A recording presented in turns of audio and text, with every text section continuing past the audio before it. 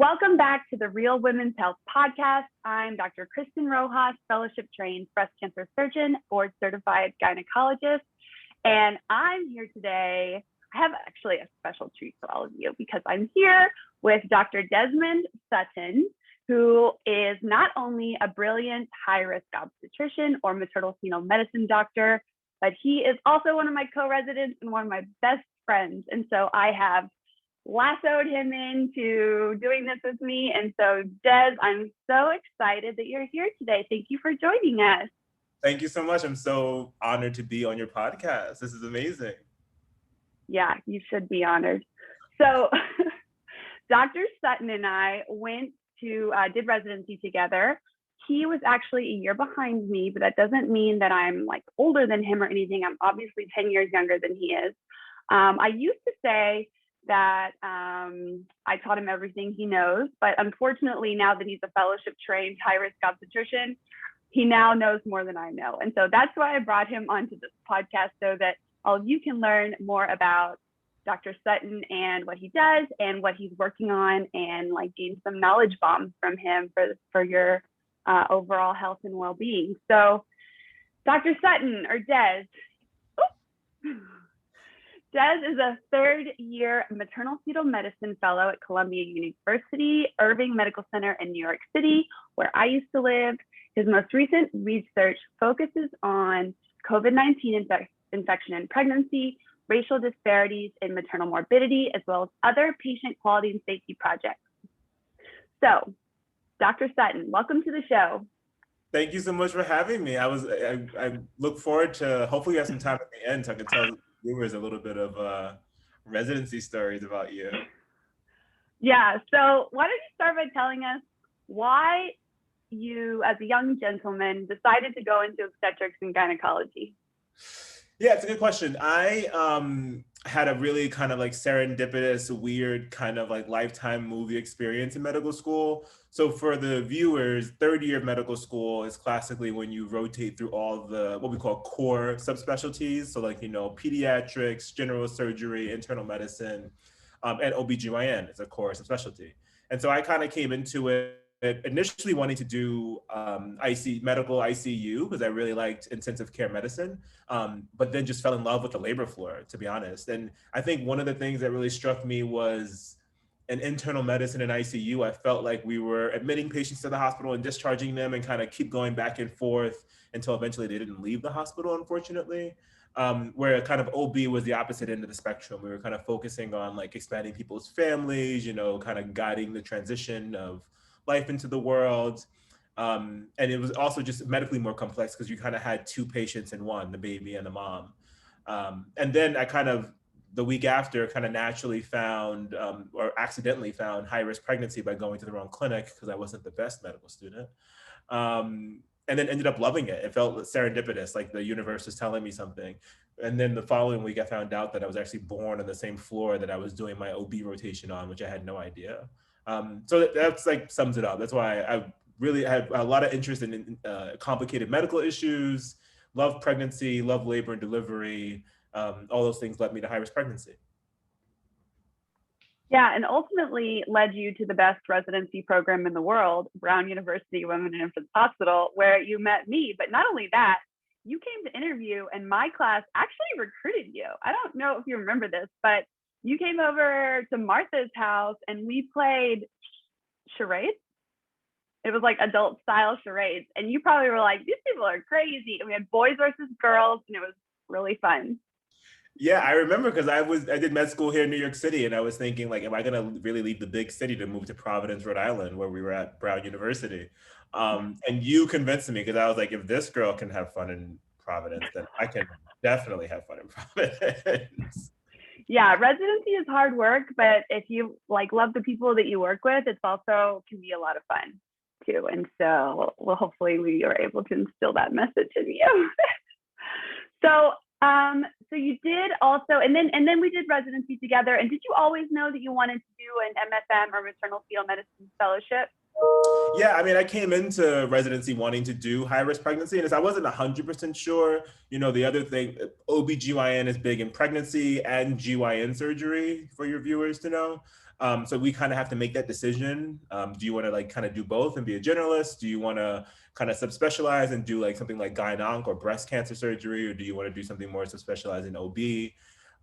For me, at the end of the day, I think I knew that if I'm in the OR for longer than 3 hours, I'm not a happy camper. So I knew that a surgical subspecialty wasn't going to likely be for me, but I also knew that I wanted sick patients. I liked having like complicated medical issues. So that kind of confirmed for me anyway, that I wanted to do high risk pregnancy.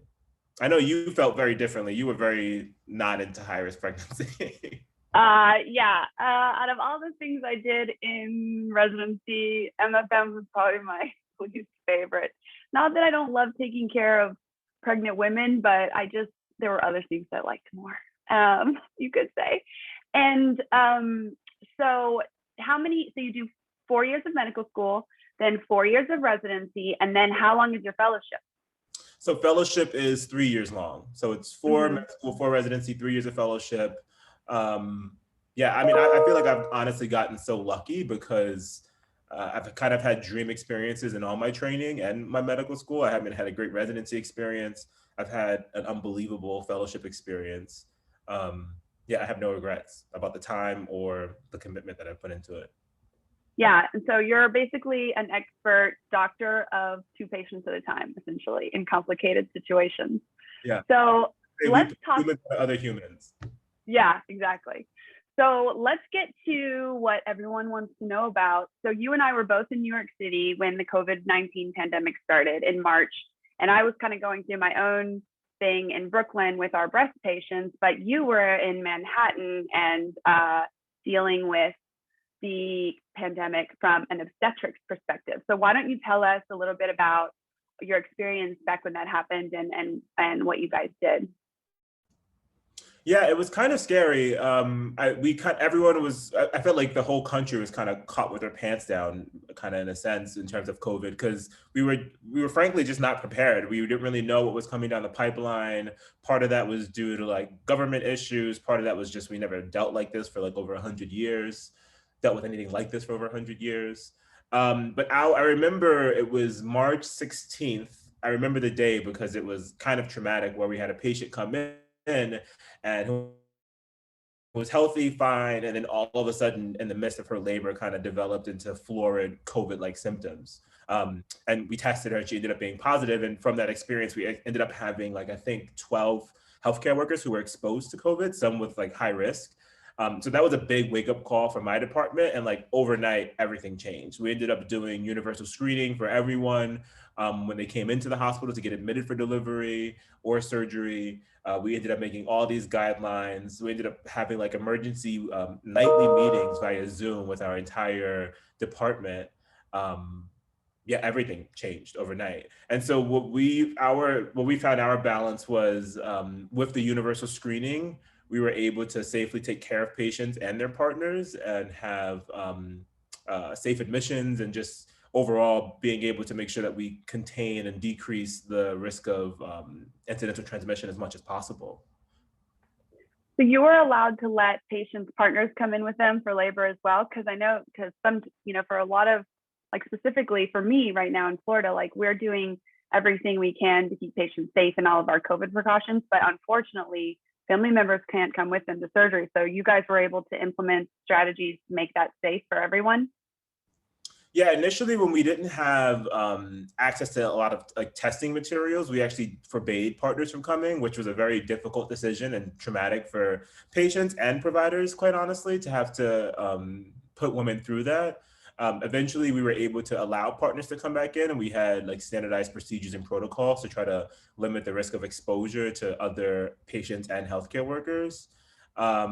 But it took some time. It was definitely it was a steep learning curve. We had to kind of make new policies and procedures. It seems like almost like every 24 to like 12 hours.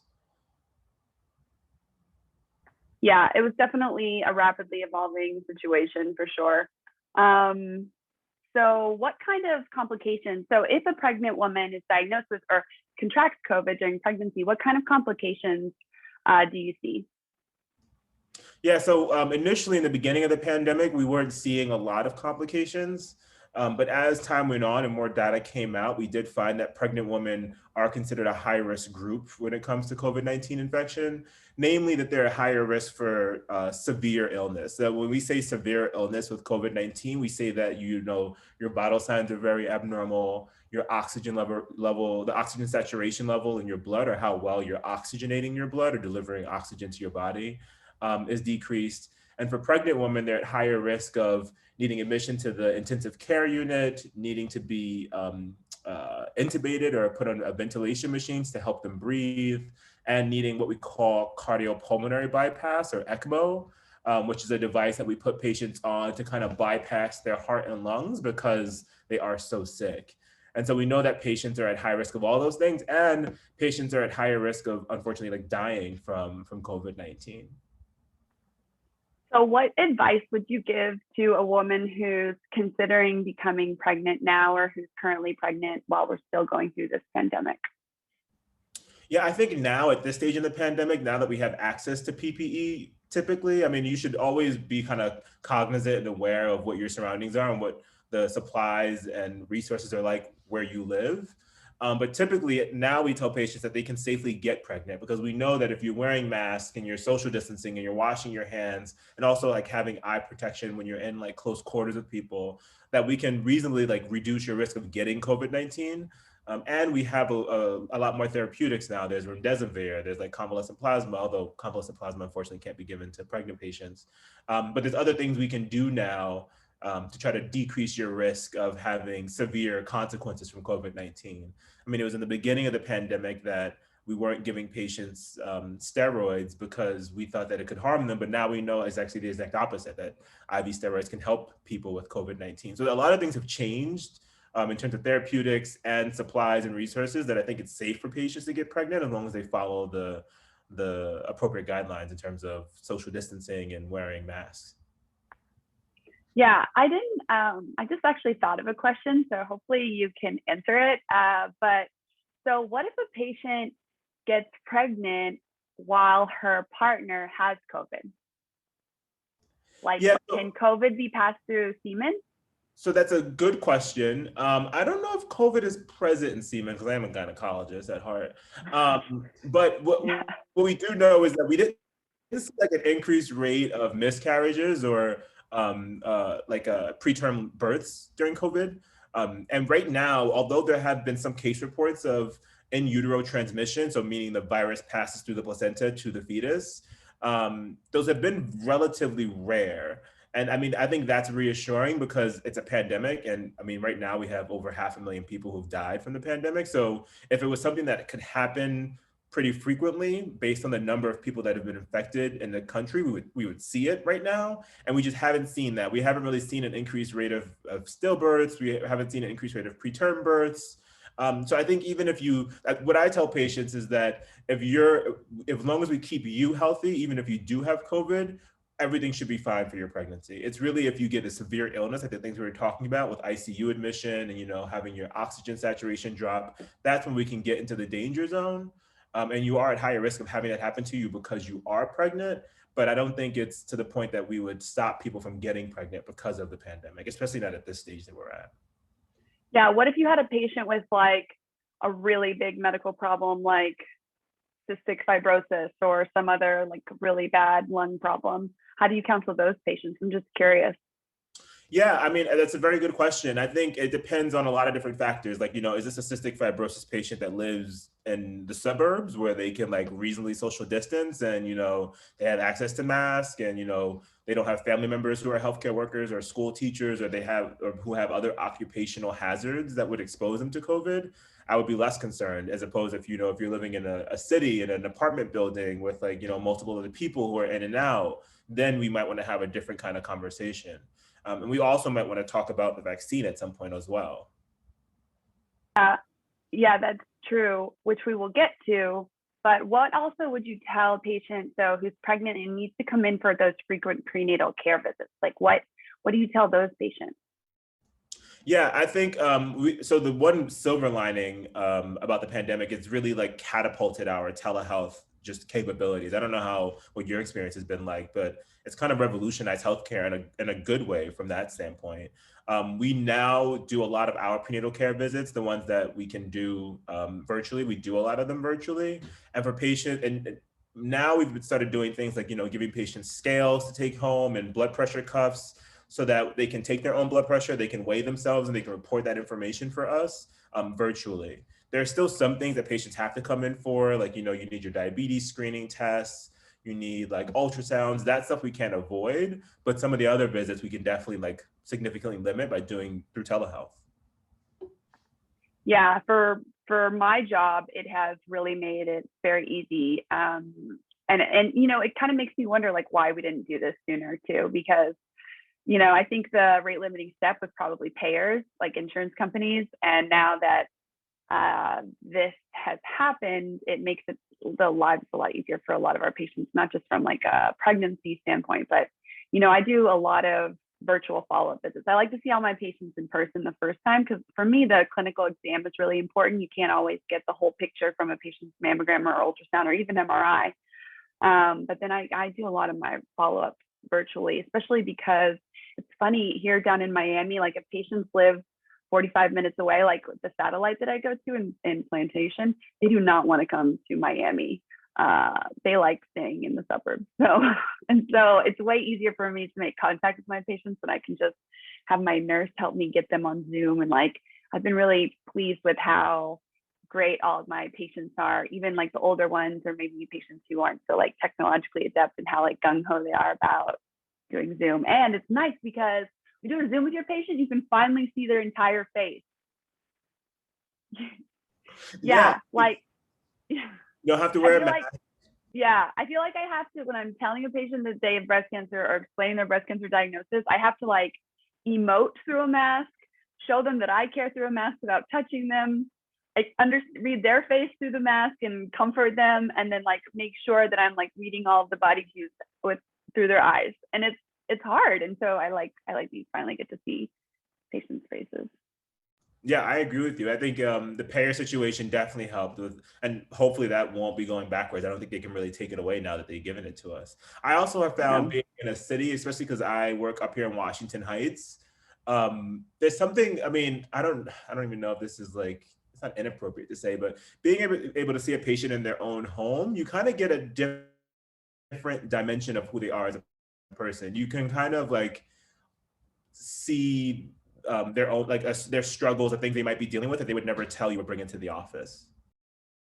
Yeah, like you can get a sense of who all they're caring for. Like if they're really distracted and they have like a lot of kids and they're like doing all these other things, or if I can totally see that. That's a really good point. I do like seeing patients in kind of like their natural habitat, and I also like that they can have their partners or their family members with them too when we do it that way. Yeah, and I think it's helpful for them to see like how patients live, because a lot of our trainees don't live in New York and they have no idea what patients can be dealing with at home. But when they like actually see it and they see they see that they have kids, or they see they have a sick family member, I think they get a kind of different impersonation, and they appreciation of their own privilege, but also like an appreciation of like all the obstacles and issues the patient might have, and it makes them a little bit more compassionate. Yeah, that's a really, really good point, because we're not always exposed to all those aspects of our patients' lives. Let's talk about vaccines, the controversy, the horror, the success, the trials and tribulations. So why don't you tell us a little bit about, are you recommending that patients get the COVID vaccine in pregnancy? So I think it's a maybe. Usually, and it's every patient is honestly going to be different. Right now, what we know is that the vaccine is really good at preventing severe illness. Because what they did in the phase 3 clinical trials, they showed that patients are less likely to need to go to the hospital and get admitted and have severe outcomes or severe side effects or consequences rather from COVID-19 vaccine. Now, it would have been great if they included some pregnant patients in the trial, but they did not. So we're kind of left trying to make the best decision we can with the information that we have. So right now, we really don't have any absolute answers on the effect of the vaccine and pregnancy. We don't know. We can't say for sure that it's like has no risk to the pregnancy or to the mother. But what we can say is that there's very little what we say biological plausibility, meaning the way the vaccine works, we can't theorize why that would negatively affect a woman's health or a fetus or a baby inside the womb. And what I usually tell my patients is kind of a balance. So it's a balance of the theoretical risk of the vaccine, which we think is relatively low based on, again, that low biological plausibility, versus the risk of them getting infected and then getting a severe infection from COVID-19 in pregnancy. So, if a patient is, again, in the suburbs, working from home, husband's also working from home, they can self-isolate, she is non-obese, doesn't have diabetes or hypertension or any kind of complications, she's probably okay to like sit this one out if she really didn't want to get the vaccine right now. Now, if a patient otherwise is like, of Hispanic ethnicity, living in, a big metropolitan area like New York City, has diabetes or hypertension or any other kind of complications where if she got sick, if she caught COVID, she can get really sick, and she has a job that makes it that she needs to leave the home and take mass transportation, we might have a different conversation that she might want to consider taking the vaccine, knowing that there's some like unknown risk. But again, that's the real risk of her getting sick and severely ill with COVID versus these like theoretical risk of the vaccine in pregnancy. Can you talk a little bit about why you said Hispanic women? So what we do know, unfortunately, and some of this is, a lot of the data now is actually showing that Hispanic and Black patients, they don't necessarily suffer the severe effects of COVID more often, but it definitely disproportionately affects that population more often. More of them are catching it. And some of that might just be due to the nature of the environment that they live in. But right now we do see that like Black and Hispanic patients die more often from COVID than non-Black and Hispanic patients, unfortunately. And so I kind of take that into my counseling. Again, there's a little bit of nuance to that conversation because some of it might not necessarily be related to their race or ethnicity. Some of it might just be capturing other factors like, where they're living, if they're living in a city or they're living in more close quarters. But I mean, I think we do need to talk about it because there is a significant racial disparity in outcomes with COVID. And I do think we need to at least have that conversation with patients. Yeah, definitely. Can you comment on the myth that the vaccine causes infertility with regards to the placenta, et cetera? Yeah, so we actually have had this conversation with a bunch of our infertility specialists where I'm at Columbia, and we all kind of have the same opinion that while we understand where that concern comes from, it comes from, there's a sequence in the DNA or the RNA of the vaccine that matches some of the sequences on the cells in the placenta. And there's concern that this might cross-react.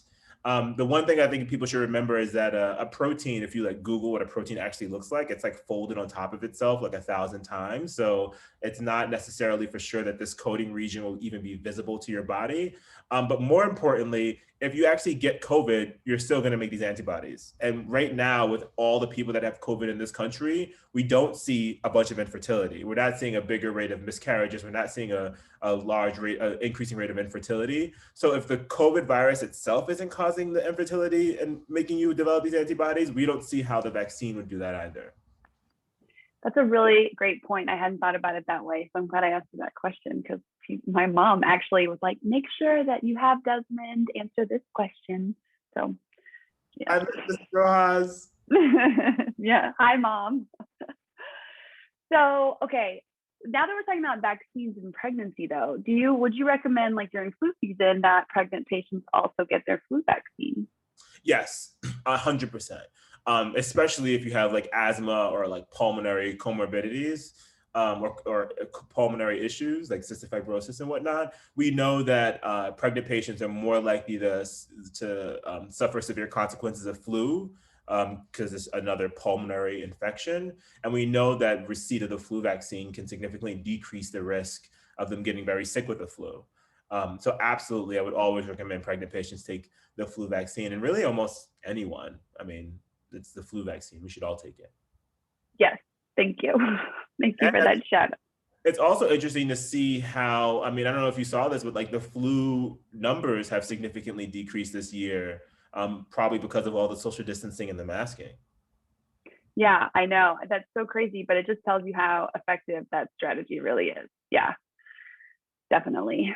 Well, Des, are there any other specific myths that patients bring to you about COVID and pregnancy or the vaccine that you want to dispel for us today? I feel like we touched on all the major ones. Yeah, I think infertility is the big one. That's like a myth right now. We don't have any kind of data to show that. And again, based on the current pandemic, I don't see why that would be the case. I think that, there's some patients that feel like they really should take the vaccine and some patients that feel like they really should not. I don't think there's a right or wrong answer for it. I think you should just have a conversation with your doctor and just, again, keep in mind, what are your risks of getting COVID? And if you do get COVID, what are your risks of getting severe COVID? What do you recommend to patients like who are taking all those extra vitamins and patient who wants to take hydroxychloroquine, et cetera? Can you comment on that a little bit? Because hydroxychloroquine has not been used since like the first few months of the pandemic. That has not been shown to be effective. It's not dangerous in pregnancy. There are plenty of patients who are on it for lupus, but it just won't really help you. So don't take that. And it has very significant side effects. So definitely don't take that. What was the other question? You said hydroxychloroquine and... Yeah, so patients who maybe find out that they have COVID or doing like prophylaxis will take like these high doses of like vitamin D and stuff like that. Have you heard of that? Like vitamin C and vitamin D? I've heard of use of that in conjunction with hydroxychloroquine, and that might be the reason that it works, but I haven't seen any definitive evidence or like any supporting evidence for that. Vitamin D is important in pregnancy at baseline though. So if a patient thinks that they might be deficient in vitamin D, like they live in a city where they don't get a lot of sunlight or they work in a place where they don't get a lot of sunlight, they should, get those levels checked as a part of their routine prenatal visit. Because supplementation of vitamin D has been shown to help in with diseases like preeclampsia and other complications of pregnancy. But for COVID in general, I don't think there's really much to that. Yeah, and I would say for patients who are thinking that they want to take extra supplements during pregnancy, to always talk to your own doctor, because sometimes the things that are hiding in these supplements or just certain types of vitamins you don't want to overdo in pregnancy. So I would say don't take a bunch of extra vitamins without talking to your own doctor first. Would you agree? Definitely. And to remember that these aren't regulated by the FDA, these supplements. You go into like a CVS or a Rite Aid or a pharmacy and you think this must be safe. But there's actually very little oversight over who makes that and what they put into it. So definitely always consult your doctor. Yeah, if I had a nickel for every time I had to tell people not to go into GNC and buy something that's supposed to cure their breast cancer, I'd be so rich by now. But that just applies to, I think, so many problems. So those are all the questions that I had for you. And thank you so much for giving us all of your expertise. Everyone else who's been on my podcast, like Jenna and Alina and Mina, I make them tell me their favorite memory from residency that is PC enough to share to our audience, and that includes me. So what's yours? So it was Jenna, Alina, and Mina all got invited before I did. I'm just checking my hierarchy. I'm just checking. That's fine. Well, to be honest, I haven't really been prioritizing pregnancy in the list of podcast topics. So I did Jenna because I'm all about that HPV and cervical cancer prevention. I did Mina because I'm all about that contraception. And then eventually I was like, okay, Alina, who was my roommate, I was like, I guess you could talk about pregnancy do's and don'ts. And then I realized also that I just hadn't talked to you in a long time. And so I thought that this would be the best way to get you to hang out with me since you haven't come to visit yet. Well, yes, that, and I guess you nor the NIH has been prioritizing pregnancy because that's why we're in it now, where we don't know what to do with the vaccines. A favorite memory is probably when my first emergency C-section. Do you remember this story? There were so many. Was it the cord prolapse? Cord prolapse. So for the viewers, maybe explain what a cord prolapse is and what has to happen. So for the viewers, a cord prolapse is when a woman is in labor, usually, or it could be not in labor, they could just have their water broken, but the umbilical cord actually comes ahead of the baby and comes out of the cervix. So it's kind of like the baby's head is here and the umbilical cord is kind of draping out of it. And that's an emergency for multiple reasons. One, when the baby actually the baby's head pushes on the umbilical cord, it stops the blood flow through the umbilical cord that's going to the baby. And so the baby's actually not getting any oxygen. But two, the baby also can't deliver that way because there's a big cord in the way. So when we as obstetricians diagnose a cord prolapse, it's usually on vaginal exam, typically after there's like some abnormality or something wrong with the baby's heart tracing because the baby's pushing on this cord now. And when you actually diagnose it, you can't take your hand out of the patient's vagina. You actually have to elevate the baby's head off the cord, and you leave your hand in there until you feel the surgeon take the baby out of the uterus during the C-section. So, the patient will be on the OR table, your hand will still be inside, they'll put the drape over you and they'll do the surgery while you're still inside the patient. Let me just interrupt for a second. So first of all, this is like a very traumatic experience for patients, and it's a full-blown major obstetric emergency. And so when you feel the cord, which kind of feels like almost like a Vienna sausage or something, like in the cervix kind of, you have to calmly tell the nurse in the room that you need to immediately go to the OR, but also explain to the patient that we're not going to have that vaginal delivery. We're going to go to the OR right this second. And also, I can't take my hand out of your vagina until we get there. And then literally you're in the bed with the patient. As they roll you back, you're trying to put your hair bouffant on. That's one on the story. Okay. I'll let you finish. So that's the part of the story. The patient was an amazing patient. She had been admitted. Don't give too many details. Don't give too many details. HIPAA, but she was admitted to the hospital because her water was broken. When patients break their water preterm, we try to keep them pregnant to a certain gestational age. So she had known us. We had rounded on her. She knew Kristin. Her and Kristin had a great relationship, which helped because, Kristin couldn't take her hand out of her vagina until we got to the OR, but the patient was on the other side of the hospital. So I get a page that, crash C-section OR2. So I run up to the OR and I'm like waiting outside the OR for the patient to come, and the bed turns the corner and all I see is Kristin on top of the bed, with her butt in the air. So all I see is her butt first coming down the corridor. And then as we're getting to the OR, Kristin's like, oh, I don't have a hairnet on because we need certain attire to go into the operating room. You need a hairnet, you need a gown and stuff. So she had everything but the hairnet. And she's like, someone give me a hairnet. And the patient saw the hairnet on the shelf. And as she's passing, grabs the hairnet and puts it on Kristin. And then we do the C-section and it was fine. The baby was great. The patient was lovely, and appreciative that we acted so quickly. But that was my favorite story of Kristin Rojas. Yeah, I'd also just like to point out that this involves a lot of trust between the person who's holding the baby's head up and the person during the C-section.